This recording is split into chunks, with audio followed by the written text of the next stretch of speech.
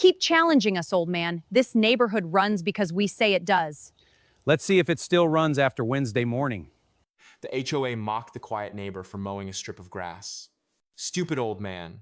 Then county trucks arrived to shut down their road. Before we get into the story, comment below and tell me what city you're watching from. Gerald had been out there since 7:00 in the morning, mowing a narrow strip of grass along the eastern edge of his property when Sandra Whitfield pulled up in her white SUV and rolled down the window without getting out. You know that grass isn't where you think it is. We've already measured. You're mowing HOA property. And when we prove it, you'll be paying for every inch of it. She said it loud enough for the neighbors, walking their dogs, to stop and turn around. Gerald didn't answer. He simply turned the mower at the end of the strip and continued making another pass. Gerald was 63, retired, and had lived in Clearwater Ridge longer than the HOA had existed. He drove a dented pickup, kept to himself, and spent most mornings maintaining his lawn. To Sandra and the rest of the board, that made him an easy target. For 2 years, they had fined him over his truck, the color of his shutters, and a cracked sidewalk that sat completely inside his own property line. He paid some fines, disputed others quietly, and never raised his voice. The board mistook his silence for weakness. That Saturday, Sandra returned with 2 board members and a landscaping contractor hired to document the alleged mowing violation.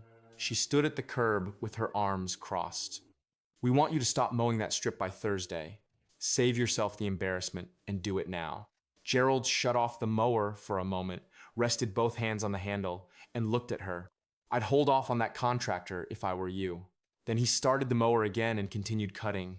What Sandra never bothered to find out was that the road running along the south boundary of Clearwater Ridge sat on a private access strip Gerald's father had deeded to the original developer in 1984. The agreement contained one condition. The easement remained valid only as long as the eastern property boundary was never formally disputed. 3 weeks earlier, Gerald had filed exactly that dispute with the county surveyor. The complaint cited an encroachment created by the HOA's landscaping project and irrigation system installed in 2019 without his permission. Sandra never knew the paperwork existed. The county did.